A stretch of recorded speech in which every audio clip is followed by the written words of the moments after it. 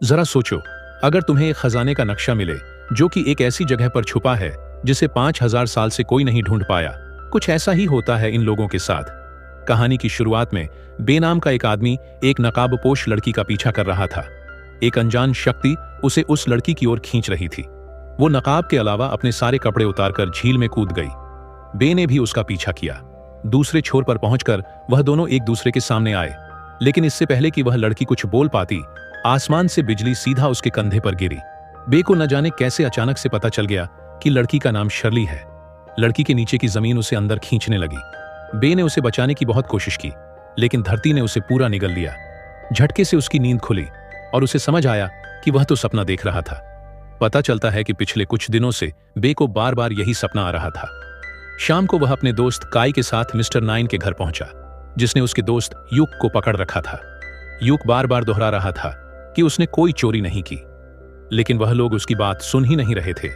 बे की रिक्वेस्ट पर mister nine यूक को छोड़ने के लिए मान गया, लेकिन इसके बदले उसे सेलेस्टियल बॉन्ड नाम की एक करिश्माई चीज को मिस्टर नाइन के लिए लाना होगा। उन्हें पता चला कि सेलेस्टियल बॉन्ड तक पहुंचने का नक्शा एक लड़की के पास है। बे यह देखकर चौंक गया कि यह वही लड़की है जिसे वह पिछले कुछ दिनों से अपने सपनों में देख रहा था। उनकी बात सुनकर शर्ली नक्शा देने को तैयार हो गई, लेकिन सिर्फ इस शर्त पर कि वह भी उनके साथ चलेगी। वह एक बोट में अपनी मंजिल की ओर निकल पड़े। उसी बोट पर एक और आदमी भी मौजूद था जो दूर से ही उन पर नजर रखे हुए था। अचानक शर्ली को महसूस हुआ कि कुछ तो गड़बड़ जरूर है। उसकी कंपास की सुई भी गोल गोल घूमने लगी। तभी उनकी बोट बहुत तेजी से हिली, मानो किसी बहुत बड़ी चीज से टक्कर हो गई हो। यह बात बहुत अजीब थी, क्योंकि पानी बिल्कुल शांत था। बे ने सभी यात्रियों को उनकी सुरक्षा के लिए बोट के अंदर भेज दिया। अचानक उस विशालकाय दानव ने अपनी पूरी ताकत से जहाज पर हमला किया। वह जहाज के अगले भाग को तोड़ता हुआ डेक पर पहुंचा। वह चारों अपनी पूरी ताकत से लड़ रहे थे, लेकिन उसकी चमड़ी इतनी सख्त थी कि उस पर कोई असर ही नहीं हो रहा था। यूक ने हीरो बनते हुए उस दानव की चिन्ह पर वार किया, लेकिन उसने बड़ी आसानी से उसे दूर फेंक दिया। हीरोगिरी के चक्कर में अपने अनमोल रतन खो बैठता है। ये उधर शर्ली ने दानव के चेहरे पर विस्फोटक तीर से हमला किया, जिससे वह वापस पानी में जा गिरा। बे ने उस मॉन्स्टर को कैद करने का प्लान बनाया। उन्होंने बोट से शिल्क रोड को उतारकर उसे जाल की तरह डेक के बीचों बीच बिछा दिया। उन्होंने उसे जाल में फंसा तो लिया, लेकिन वह इतना ताकतवर था कि उसने बोट के सारे एंकल्स उखाड़ दिए। ऐन मौके पर उस अनजान आदमी ने एंट्री मारी और अपने इलेक्ट्रिक वेपन से उस रहस्यमयी जीव को ऐसा खतरनाक झटका दिया कि वो वहां से दुम दबाकर भाग निकला। यह आदमी डॉक्टर सन नाम का एक साइंटिस्ट है, और वह भी सेलेस्टियल बॉन्ड के ही चक्कर में उनके पीछे आया था। उसने उन्हें बताया कि उस दानव को उसी चीज की सुरक्षा के लिए यहां छोड़ा गया था, और उन्हें रास्ते में ऐसी कई और मुश्किलों का सामना करना होगा। उसकी नॉलेज से इंप्रेस होकर उन्होंने उसे भी अपनी टीम में शामिल कर लिया। लेकिन तभी वहां मिस्टर नाइन की बेटी लिन भी आ धमकी। दरअसल यूक और लिन का चक्कर चल रहा था। वह लिन से मिलने के लिए घर में घुसा और गार्ड ने उसे चोर समझकर दबोच लिया। रास्ते पर आगे बढ़ते हुए उन्हें पहाड़ की चोटी पर एक मंदिर मिला। मंदिर की जांच के दौरान बे ने एक हिडन स्विच दबाकर छुपा हुआ रास्ता खोल दिया, जिसका इस्तेमाल करके वह सब नीचे मौजूद एक बहुत बड़ी सुरंग में पहुंचे। थोड़ा चलने पर उनके सामने एक बंद दरवाजा आया, लेकिन बे ने अपनी जबरदस्त लॉक पीकिंग स्किल्स से दरवाजा खोल दिया। उस दरवाजे के पार सब कुछ दूर दूर तक बर्फ में ढका हुआ था। क्योंकि धरती भी जमी पड़ी थी, तो उस पर चलना बहुत मुश्किल हो रहा था। जब वह सीधी ढलान पर पहुंचे तो शर्ली फिसल गई। बे ने उसे बचाने के लिए उसके पीछे कूदा। उसने अपने खंजर को जमीन में गाड़कर नीचे गिरने से खुद को रोका, लेकिन पीछे से बाकी सब फिसलते हुए आए और उन्हें भी अपने साथ खींच लिया। जब वह फिसलते हुए नीचे जा रहे थे तो बे ने देखा कि वह सब बर्फ के नुकीले टुकड़ों की ओर बढ़ रहे हैं। शर्ली ने अपने हुक को पैक कर खुद को रोकने की कोशिश की, लेकिन वह बर्फ के पिलर इतने ताकतवर नहीं थे। बे ने देखा कि उन नुकीली चट्टानों के बीच ही एक दो छोटी टनल्स भी मौजूद हैं, और अगर वह अपने आप को उनकी तरफ धकेल दें तो जान बच सकती है। उसने एक बार फिर से अपने खंजर को बर्फ में गाड़कर खुद को रोका और शर्ली के साथ मिलकर बाकी सबको टनल्स की तरफ धकेलने लगे। कुछ देर बाद खंजर के आसपास की बर्फ टूट गई और वह दोनों तेजी से उन नुकीली बर्फ की चट्टानों की ओर बढ़ने लगे।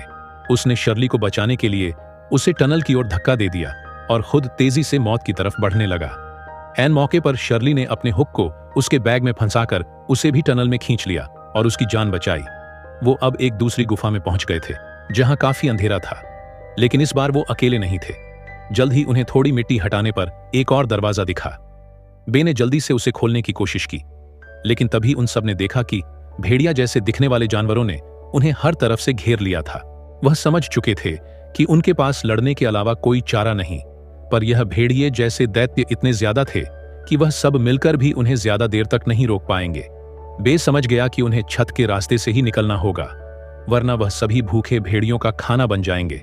उसने बाकी सबको वहां लटकी पेड़ की टहनियों को पकड़कर ऊपर चढ़ने को कहा और खुद हाथ में मशाल लिए उन भेड़ियों को दूर हटाने लगा।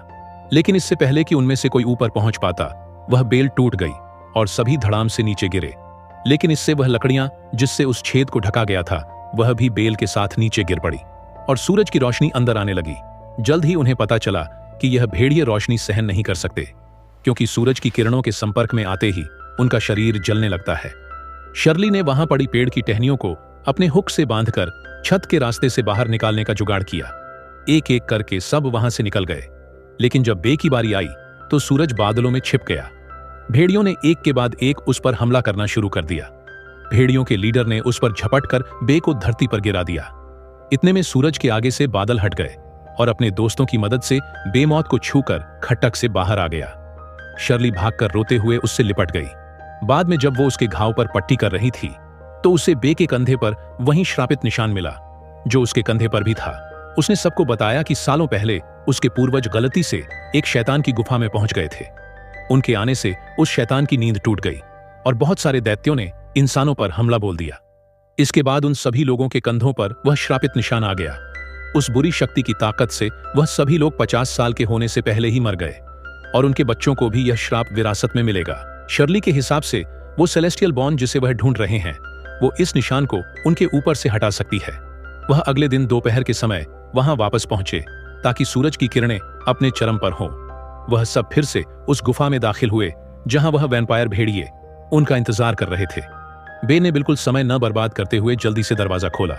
जमीन नीचे धंसने लगी और उन्हें एक और कमरा दिखाई दिया जो एक मंदिर जैसा लग रहा था। बे ने वहां मौजूद एक मोमबत्ती को जलाया जिससे वह पूरी जगह जगमगा उठी। उसने हिसाब लगाया कि इस जगह को जरूर किसी पेट्रोल जैसे जल्दी आग पकड़ने वाले पदार्थ से ऊर्जा मिलती होगी। वह सब बड़े ध्यान से चल रहे थे, लेकिन तभी बे का पैर एक ट्रिगर पर पड़ा, जिसके बाद वह पूरा कमरा हिलने लगा। अचानक उनके ऊपर ढेर सारे तीर बरसने लगे। वह सब किसी तरह बचते बचाते आगे बढ़ ही रहे थे कि बे को आभास हुआ कि उन पर एक और अटैक होने वाला है। अचानक उनकी तरफ तेजी से घूमती हुई तलवारें आईं। सभी लोग इससे बाल बाल बच गए। इसी तरह वहां कदम कदम पर कई जानलेवा जाल बिछाए गए थे। वह किसी तरह इस सब से बचते हुए हवा में तैरती उस सेलेस्टियल बॉन्ड तक पहुंचे। बे धीरे से उसकी ओर बढ़ा और उसे उठाकर अपने बैग में डाल लिया। लेकिन तभी शर्ली ने देखा कि बहुत सारी विशालकाय मकड़ियां उनकी ओर आ रही हैं। कुछ देर उससे लड़ने के बाद बे समझ गया कि वह सिर्फ सेलेस्टियल बॉन्ड के पीछे है। उसने अपनी जान जोखिम में डालकर सभी मकड़ियों को अपने पास बुला लिया ताकि बाकी सब वहां से सही सलामत निकल सकें। शर्ली ने वहीं रुककर बे की मदद करने का फैसला लिया, जबकि बाकी सब ऊपर की तरफ गए। अपनी रफ्तार और शर्ली की मदद से बे भी दूसरी तरफ पहुंचने में कामयाब हुआ और इससे पहले कि वो वहां से भाग पाते, उन मकड़ियों ने अपने जाले से सीढ़ी चढ़ रही शर्ली को नीचे खींच लिया। बे उसे बचाने के लिए वापस लौटा और देखते ही देखते उनकी पूरी टीम एक साथ मिलकर उन खतरनाक मकड़ियों का सामना करने लगी। उन्होंने प्लान बनाया कि यूक पूरे कमरे में पेट्रोल छिड़केगा, जबकि बाकी सब इस दौरान इन मकड़ियों से बचने का जुगाड़ करेंगे। यूक उन सभी मकड़ियों से बचता बचाता अपने साथियों के पास पहुंचा। उसके अंदर आ जाने के बाद बे ने अपने लाइटर से पेट्रोल में आग लगा दी। आग बहुत तेजी से फैलने लगी और वहां मौजूद लगभग सारी मकड़ियां जलकर राख हो गईं। लेकिन जल्द ही आग और धुएं की वजह से उन सब का दम घुटने लगा। अचानक शर्ली ने देखा कि उसकी कंपास ठीक वैसे ही घूम रही है जैसे वह बोट पर घूम रही थी। इससे उन्हें शक हुआ कि वह शायद नदी के बहुत करीब है। वह दीवार को तोड़ने की कोशिश करने लगे। दूसरी तरफ से वह दानव जिससे वह बोट पर लड़े थे, वह भी दीवार पर टक्कर मार रहा था। जल्द ही दीवार टूट गई और पानी तेजी से अंदर आने लगा। मौका मिलते ही सभी लोग वहां से बाहर की ओर भागे।